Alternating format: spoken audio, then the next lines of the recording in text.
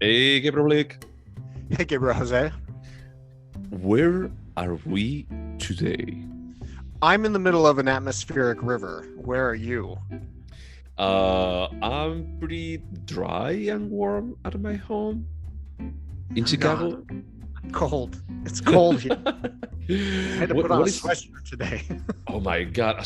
Oh my! This like just like they lied us since we were little about California being the sunny state.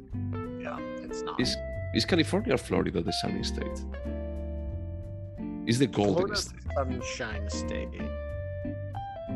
California's the gold Golden. state.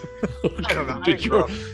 you're They American. teach you all of this in like elementary school. I can tell you all about the state of Idaho if you'd like. Okay, is your slogan the best potatoes? It's the gem state. Oh, the gym. I think we used to have gems back in the good old days. And then you traded for potatoes. I'm like, no, we'll be potato farmers. that's that's where the prestige come from.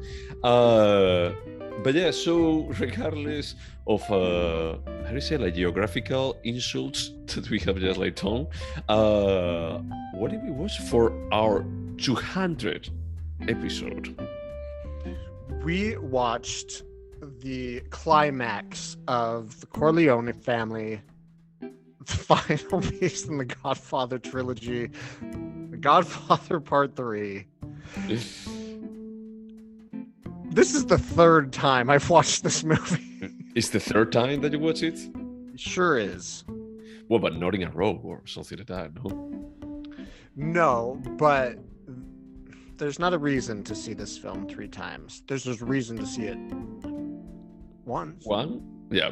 I like to connect the fact that is a being our episode 200 is almost like all of these remaining 199 plus bonus episodes that we have done so far, they have driven us to this.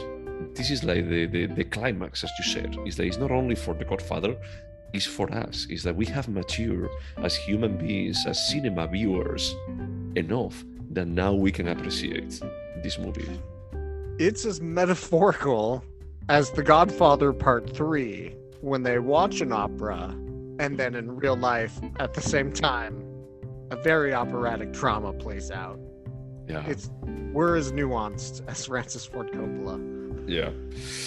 Yeah, as nuanced as just throwing a stone to someone's face. Yeah. But as this was your peak, I guess. Sure, I guess. I guess that I had to summarize it a bit. Basically, it's a continuation from The Godfather Part 2. I don't know if... Oh, yeah, they mentioned like 79. Is that he jumps like 15 to 20 years into the future. We see like the kids, Michael Corleone kids, they have grown up. And one of them, like the little girl has actually grown up into the daughter of the director of the movie, Sofia Coppola. Mary Corleone. Like embarrassing Freud shit being played out on screen. Oh my god. Yeah. It's like all the stories like, hey, you shouldn't be like casting your daughter to begin with. And to continue is like probably this is not the best role to cast your daughter in. To be fair, as an adult, Sophia herself recognized that she was better behind the camera. This is not her fault. She had a famous dad who was like, come be in my movie. And she said, I hope this brings us closer, Dad. If this was the way of actually dealing with her daddy issues, is that this is like probably one of the worst things that she could have done. Ugh. Sorry, I didn't mean to interrupt your synopsis. Keep going. Is that albeit it may not look like this is not a movie about Sofia Coppola dealing with her daddy issues, but actually it partially is about like the role of Mary Corleone, like dealing with her daddy issues. But it follows like a similar pattern about Michael wants to finally legitimize all of the business of the Corleone family. So he wants out from the casinos, and he's actually dealing with the church, with the Catholic Church, for don't know if bribing, but it's like paying like some money that they lost. That is like basically they lost $700 million in the Vatican bank, and is like they call Michael Corleone. Is like, hey, we will just pay you $500 million, and you give us control over this legitimate real estate company that is huge in Europe. So the movie follows the transition, or theoretically the transition from like a mafia family into a legitimate one, and how he wants to distantiate himself, how his perspective is, I want to break away from all of the terrible things that we did in the past.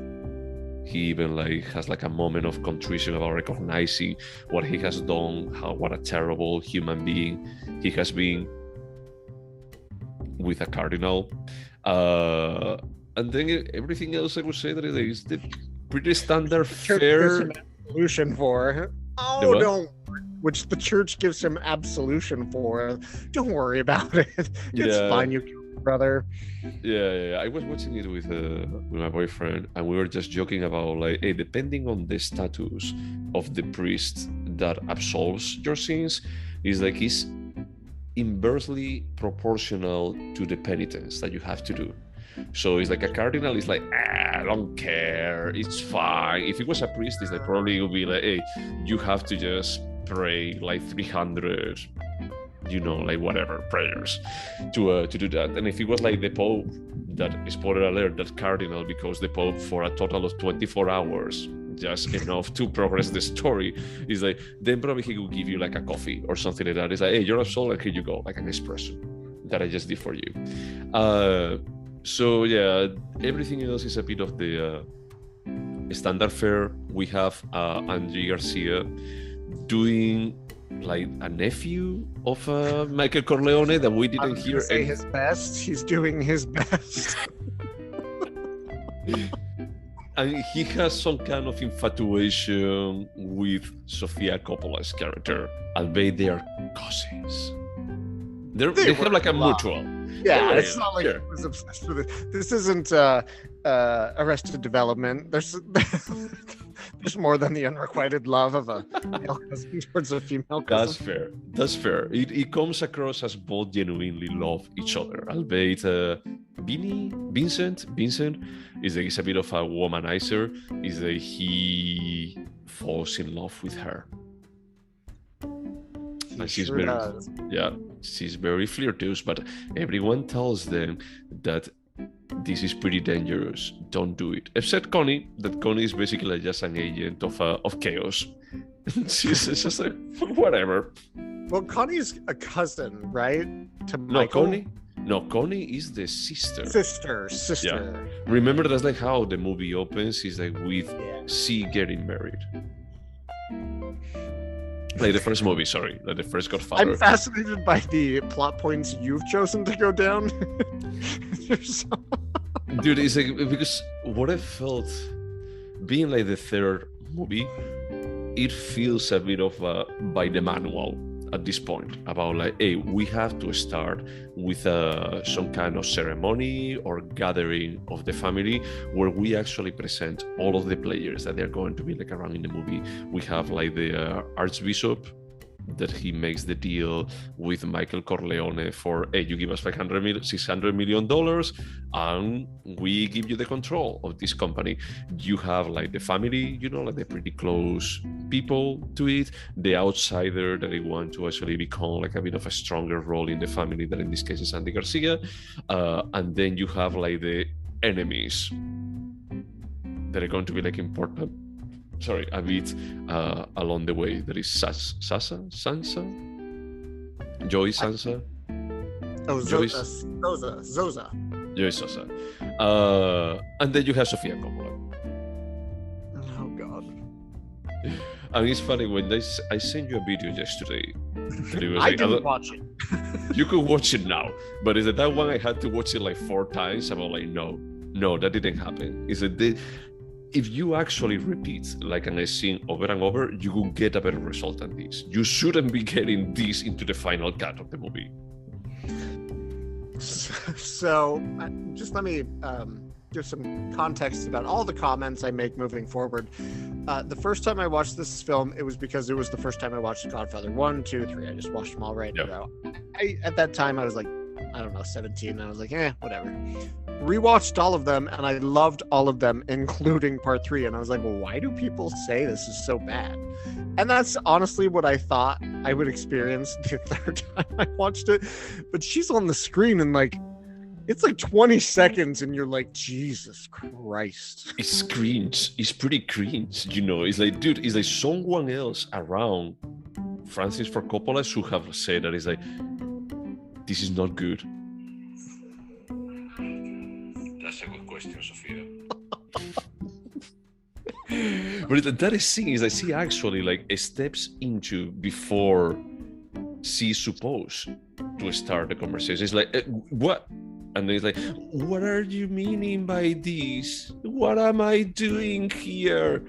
It's just bad. It's just like really, really bad. It's a bit more like, hey, I don't want to have like any comment about like her quality as a director or as a human being, but this is the worst casting that I've seen, because everyone else is like doing their best. We are missing some people, you know, like from previous movies that they didn't, you know, like sign for this one, or they were like written off as Tom Hanks, like the lawyer of the family. There's, oh, he died. We had the song. That now he's a priest and he could be in 2 scenes.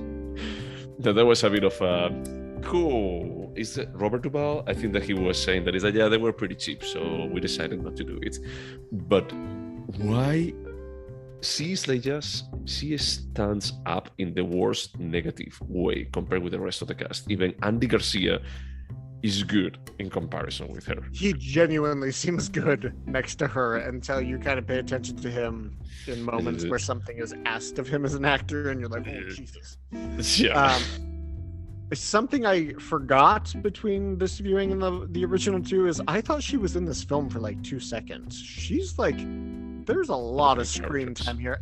And she's the star of the finale, not just of Part 3, but of the trilogy. Yeah. Should we spoil the ending? Sure. I mean, a part of me was thinking that this is something that I thought when I saw it like the first time. I remember like watching the first time that I watched it, my feeling was like, definitely this is not as good as the previous two. And if I remove the part of Sofia Coppola, it's still weaker, significantly weaker than 2. Well, significantly weaker than 1, 2. You know, it's still like a good craft on the movie, but it's that the script is not at that level. It's like I don't need to see like an archbishop like just falling through the gap of some stairs in the Vatican. Just saying, you know. Or the guy that is like just hugging his jacket saying, it's like my lucky jacket. My lucky coat! But it's my lucky coat! But even removing that, for me, this was a weaker movie, but still acceptable. This time, for me, watching it, from the beginning, I was remembering is like maybe the reason why Sofia Coppola signed for this is because she knew that if there was like a 4th movie of The Godfather, she wouldn't come back. It's like, I could do this, but it's like, you are not going to be like dragging me again. This could bring us together, but then I'm moving away from this shit. Because she doesn't feel comfortable, even when she's like just, what you were telling me is like, there has to be like a scenes that she's doing good. Is like, not even in the scenes that she's on the background, she does good. Is that she's uncomfortable acting. Yeah, it's really bad. It's bad. No, there's this scene. Do you remember when they're on they're having family portraits taken on a staircase, and Andy Garcia is not quite a part of the family, and Michael's like, no, get in here, take some pictures with us. Yeah. And she has to like, I don't know, it was just so awkward watching her. It was really bad. Yeah, I mean, it's something that the rest of the production crew should be looking at any of these scenes if they are in the room and say, this is not a good idea. Do you think that, well, okay, there's a lot of pieces to this question. After watching this, I've come to the conclusion that Francis Ford Coppola is middle of the road talent at best, but when he has a great story, he can make magic happen, but it's what he can do is very limited. Understanding that, I don't know that he has good taste and acting talent. I think maybe he lucked into the people he worked with early on in his career, because there are either two options, right? He sat behind the camera and was like, that's a great performance, good job, daughter. Or he was like, that's a crap performance, I don't care, it's my daughter. I don't know, dude, but it's like I was checking again like the cast of The Godfather, and it's really good. It's like there are like a lot of smaller actors, that is like all of them work well. I think that maybe what happened is like as he became like more and more popular, and I don't know if the first movie was produced by him, by Sutrop, his studio, his production studio, but maybe as he grew up in power, is that he had like more and more control over casting. Because the thing is, most of the directors, they are not usually like the casting crew. Is that they can have an input for saying, hey, this is a good actor or a good actress for the role that I have in mind, but they are not the sole voice for picking someone. And I seriously doubt that anyone that is not him went and said that Sofia Coppola is who we need. Yeah, but ultimately, regardless of who hired her formally, he is behind the camera and saying, that's it, we got it, she nailed it. Print. Yeah, that's true. That's the cut true. We're using. That's true, because now, especially as this movie is not The Godfather 3, is The Godfather Coda... What is it called? The Godfather Coda, The Death of Michael Corleone. Which apparently I read today that's always what he wanted Part 3 to be called. It's a good title. Yeah, and actually in the opening of the movie, before the movie starts, is that there is like a small, like 1 minute, like, I don't know, like declaration, I don't know how to call it, a statement of Francis Ford Coppola saying that is like, hey, when we were writing the movie, the title was this, but we were forced to actually call it The Godfather Part 3. I don't buy too much into it, because then I found, I don't know if this is like 100% real or not, that Mario Puzo and him, they had plans for doing a Godfather Part 4. Maybe it was going to be called the one. Who put the kibosh on that? Who stopped that from happening? Well, that Mario Puzo died in 1999. That would do it. That would stop the project. It's usually like a good reason for actually stopping about like, yeah, no. I don't think that I should continue with this without him. I mean, yeah, now that my opinion of him has decreased, I don't blame him for like riding this money train. I would just keep making The Godfathers until the end of time, so I could keep making other shit like Youth Without Youth and Dracula. I would actually, if we were living in the darkest timeline or whatever it's called, is like we would have had during the 80s the Godfather cinematic universe. Wow. Yes, we would. Yep. It's like this would have been like what had started everything about like, hey, let's spin off something. And maybe, like during the 90s, Sofia Coppola actually had like her own spin-off, like a prequel to Godfather 3. You know that they made a TV show out of Clueless, right? True. You can do anything out of anything at this point. I would absolutely subscribe to whatever streaming service had the Sofia Coppola spinoff. Cinemax? Hell yeah, I'll sign up for a year if I can watch this. Mary Corleone matters. It's just all so sloppy. Like, correct me if I'm wrong, but there was this incredibly heavy-handed, not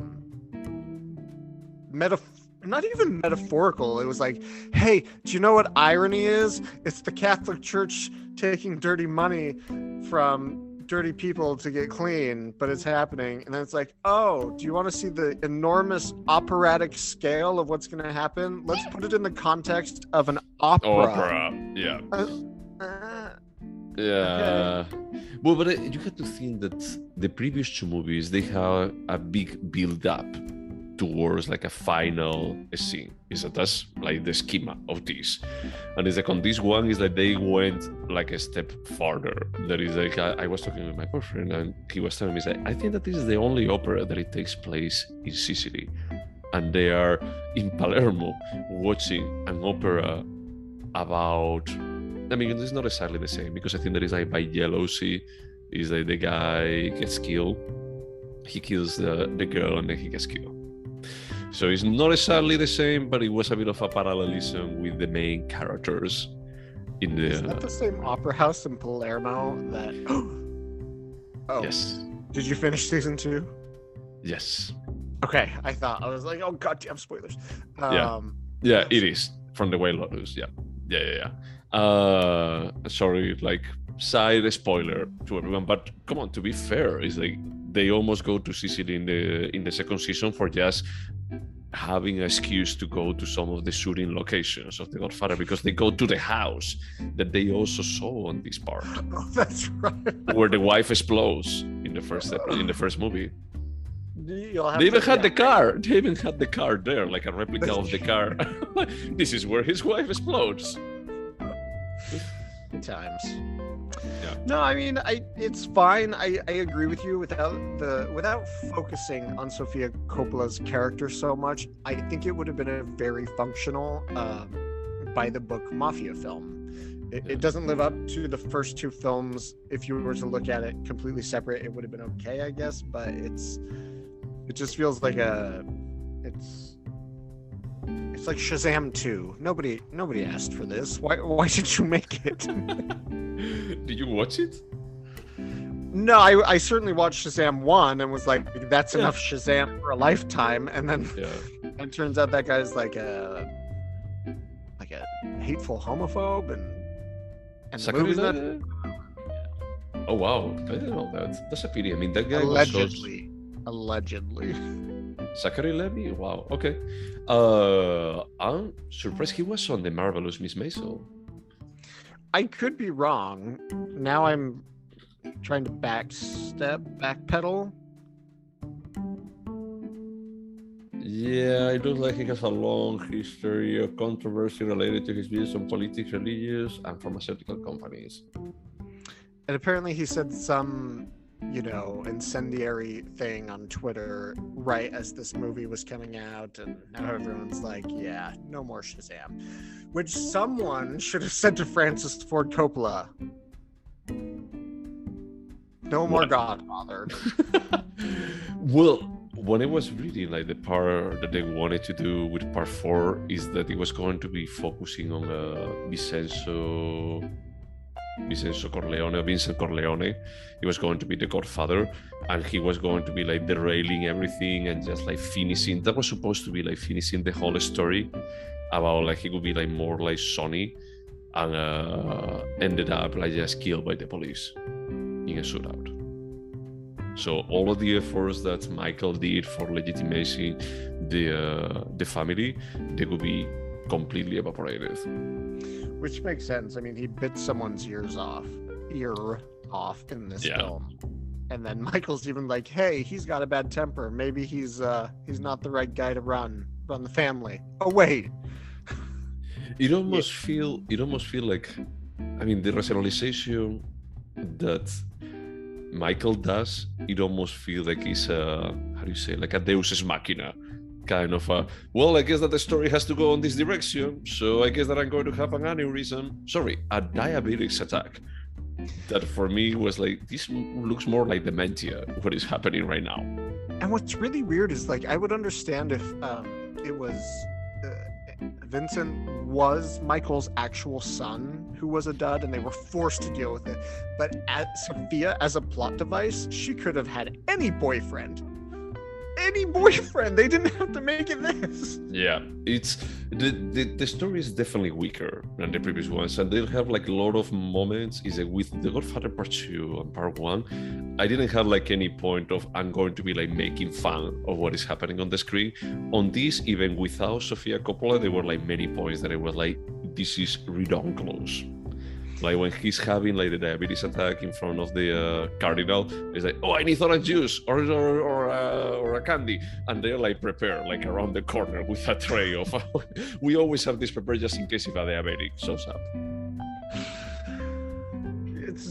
It's really a bummer, and now I'm again thinking about Francis Ford Coppola's entire body of work, and like I thought he understood scale, and maybe he clear because he can make The Conversation, right? And he can make Taxi Driver. No, that's a Scorsese, Yeah, dude. no. Nope. That's the other one. But he didn't understand. He thought, okay, we're going to take the family to a global scale, but we're going to tell it through this tiny little story of a tryst between cousins. But the thing is, like, they were able to pull that out with the Cuban Revolution. Yeah, that's true. The Godfather Part II is like, it feels like all of the drama that is happening on that contest is actually plausible. You know, it's actually like something believable. How is this placed on the screen? Here, like all of the Catholic Church part, all of the Vatican stuff feels like a joke. And also, yeah, weirdly critical of the Catholic Church. Yeah, but you know, I guess that they're like trying to go like who could be like a dark ally that they could take over. Oh no, I think it's great. I think it's accurate even. Yeah, from that perspective, it's like I'm not surprised that it would be like involved in some kind of way, blah blah blah. It's like that's not the part. It's a bit more how it's portrayed. Yeah, it's not. It's just not good. It's a fine movie. Yeah. I was like paying attention to my score throughout the entirety of its 158 minute time. Yep, and it was like, and then there's one scene where it goes up a little bit. And I was like, and then Sofia shows up again, and then nope. It's like a reality check. It's like nope. Like an hour and 45 minutes in, I was like, yeah, this is a 5. Then we watched the last 45 minutes. I was like, it's weak. It's a weak movie, you know. It's true that it's like if it doesn't have Sofia, it could still be like, dude, it's okay. But it's just being called The Godfather 3. It has like very big shoes to fill. I agree. I think he didn't need to make us sit with the story as long as he did, and I think that's something we'll discuss next time too. Sometime in the future. Let's just leave it like that. Should we go over the questions? We should. All right. So, would you watch it again? I mean, yes. The answer is yes. I will always watch all of the Godfathers. Okay, I don't disagree with that. I think that I told you that the one of the first movies that I bought on DVD was like the Godfather trilogy. It was like a limited or a special edition or whatever, and it's like I was then like back to back, like basically one day after another. Like, oh my god, I want more.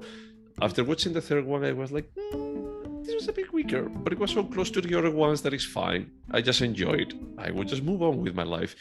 At this point, I don't think that there is any circumstance that I will watch this movie independently from the other two. It would be more like a punishment, a bit more of That's the question I was just going to ask. Like, there's no way in 10 years if you watch 1 and 2, you don't watch 3.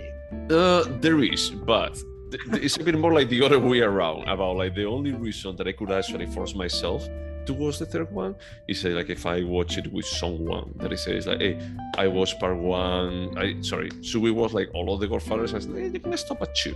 I can just like spoil for you like how 3 ends. Your life would be better.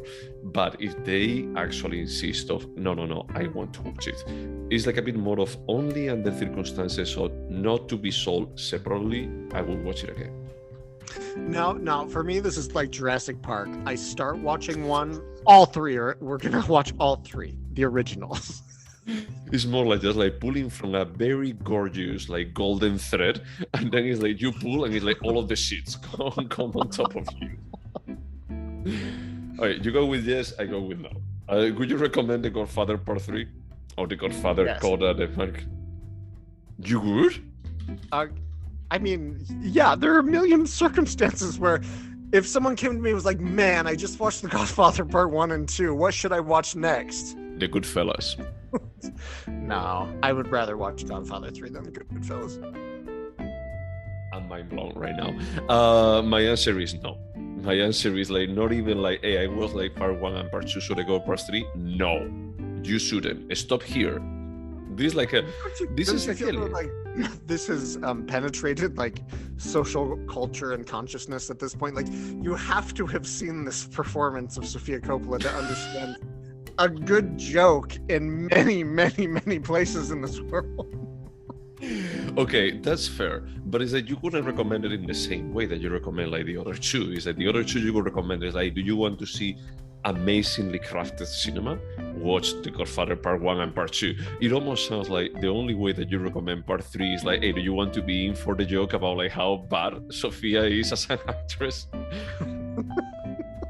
I don't think that it works. All right, we differ, and that's okay. Yeah. Could you remember it? No, I will. When Andy Dick showed up, I was surprised. Yeah. Andy Garcia. I was like, Andy Dick. I was surprised when Andy Garcia showed up, and I was like, well, what's he doing in this movie? Yeah, I remember that he was going to have like some relationship with Sofia. I will remember it. I honestly remember like a third probably out of it. I knew like overall that it's like he's moving away from the crime, or he's trying to, and then at the end, spoiler alert, Sofia dies. One more question about a possible sloppy allegory. His son quitting law school to become an opera singer was absolutely he coming out, right? Probably. It's like, Daddy, I don't want to study law. I want to sing in Sicily. Like, yeah. That is absolutely okay. Just making. I don't know if he's like that much, if it's like a metaphorical kind of thing, but I think that there is like a bit of a projection that Francis wanted her daughter to be an actress, but she wanted to be a director. Ew. I don't want to spend any more time here. Let's keep. Exactly. Maybe she did it on purpose. Maybe she did it like on purpose, about more of saying that he's like, oh, so you want me to act? I'm going to be your an acting role that you're never going to forget. Is there anything artistic about this movie? I'm gonna say no. Nothing stands out. I mean, there was a remarkable scene where a helicopter comes and shoots a bunch of people in a hotel.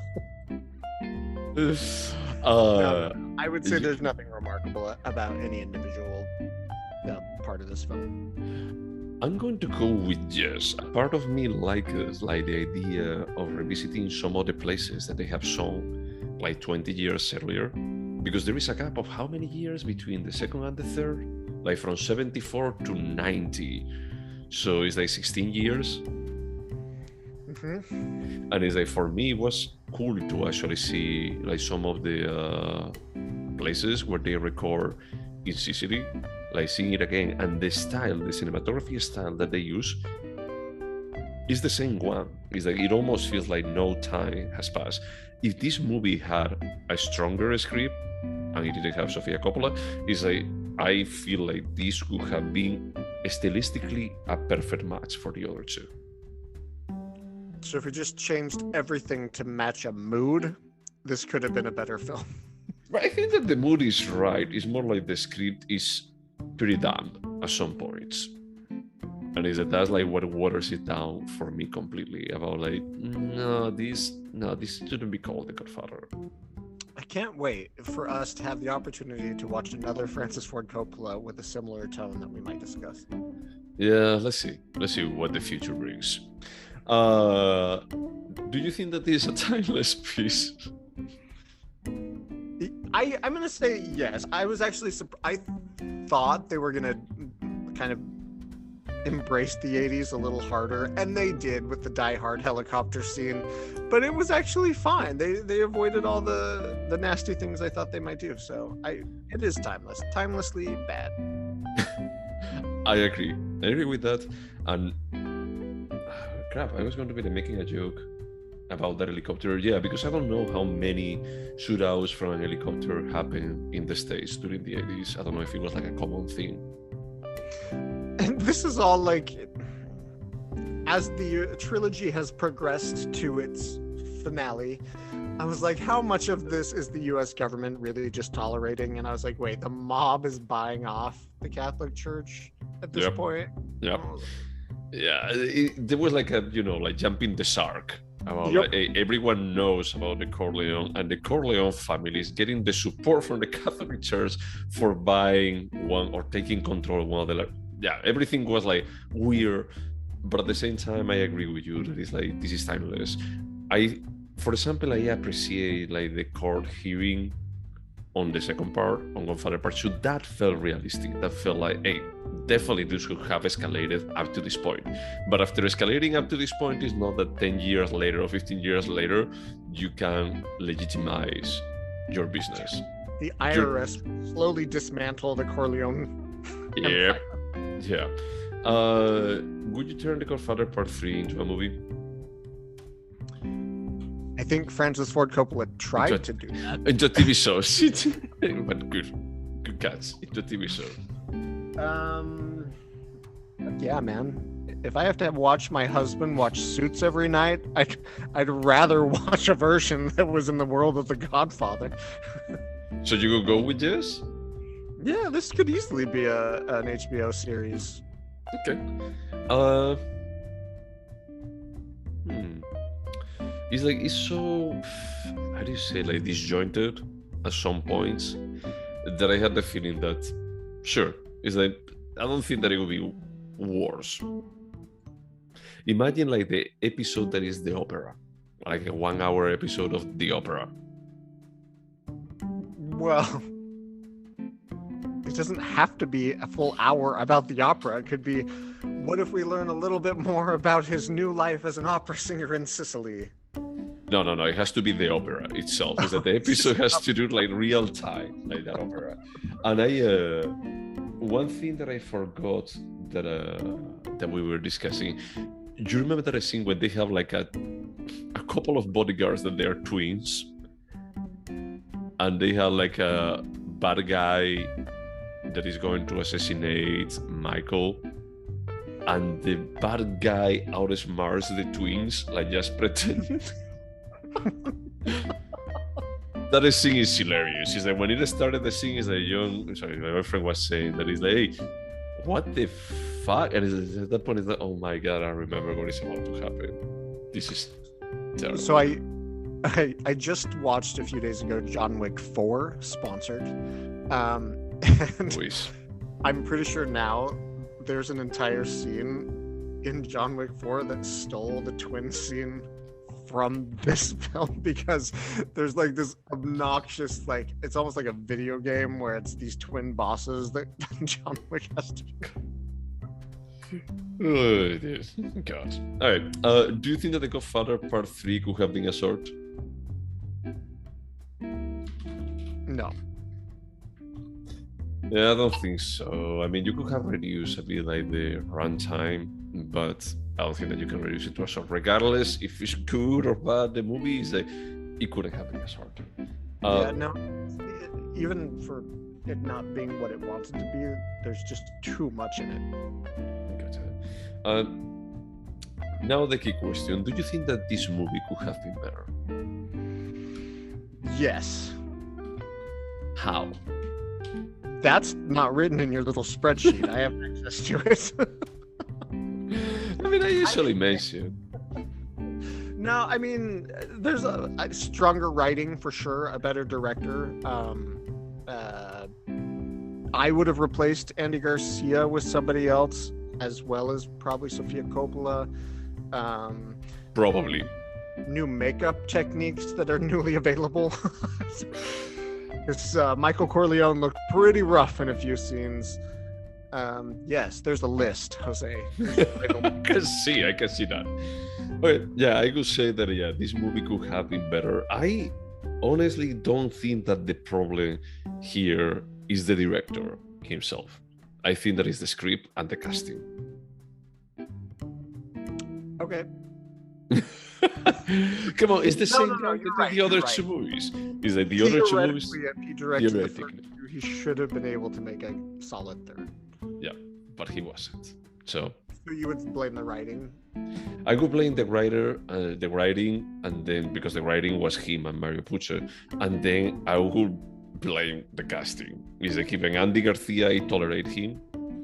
That I cannot think of any movie that I would say is like this. This is the movie that defines, how do you say, Andy Garcia as one of the best actors of the generation.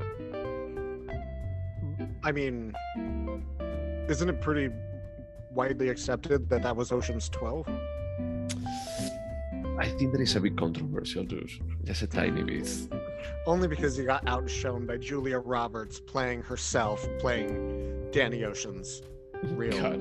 Yeah, maybe, yeah, probably is that. You're right.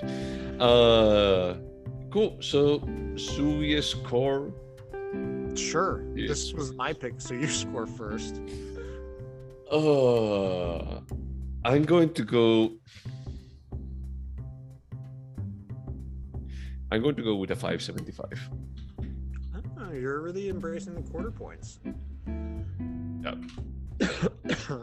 I'm going to go with 4. That's cool. I mean, this is not a fun film to watch. It's not that good. It's frankly something we're just obligated to do because we liked the first two. So it's less than mediocre to me. So I have a question. If you watch it as an unintended comedy, would you find it enjoyable? I would find it very racist against Sicilians. Okay, that's fair. But if we leave like what is politically correct on the side, would you find it enjoyable? I mean, didn't you laugh? Like, yes, if this was like a Showgirls sort of mafia film, I would be down. Yeah. So I had to say that I found it more hilarious than Cocaine Bear. You found something funnier than Elizabeth Banks' humor? What? I'm sorry, I don't connect with her. But that was, from my perspective, is that this is not a great movie. It's above, for me, it's above okay, but not good. And maybe I'm being like a bit biased because I see like some of the signs from the previous two movies, and I wish that we were living on a world that we had like more high quality movies at the level of Godfather 2. Yeah, I agree. It's an unfortunate coincidence that we can't consider this as a standalone movie. It's just simple. Yeah. Okay, so for next time, what are we watching? Because it's like the comeback from your pick. Next time, I picked 4 movies that I want to watch Jose watch. And of the 4, I narrowed it down to 2 and ultimately gave him the choice. Jose, the 2 choices I gave you were Gus Van Sant's Jerry and Guy Ritchie's Revolver, starring Jason Statham and Andre 3000. I had to love that. It's like that's like the highlight. Not even Ray Liotta. Not even a Ray Liotta that we just talk about Cocaine Bear and the Goodfellas. It's like, no, the highlight is Andre 3000. I mean, in fairness, your 2 movies have amazing casts. Jerry only has Matt Damon and the less Oscar-winning Ben Affleck. Yeah. Casey Affleck. Harris. Yeah, and the funny thing is that Jerry only has those 2 actors. Oh yeah, that's it. There's nobody else. I think there's 4 extras at the very end for 10 seconds. Wow, yeah. But yeah, I mean, I went I went with Guy Ritchie's Revolver. Because I really like the first two movies that he did. So I'm always curious. I have like a bit of a gap in between this and The Man from U.N.C.L.E. or something. I don't know, was like one of the most recent ones that I watched. So I was just curious. And you told me that wasn't released in the States originally. So I felt like maybe we're going to be like talking about a secret gem. I can't wait to discuss this with you. Yeah, looking forward to it. All right. Anything else to say to our audience out there? Wash your hands. Okay, bye.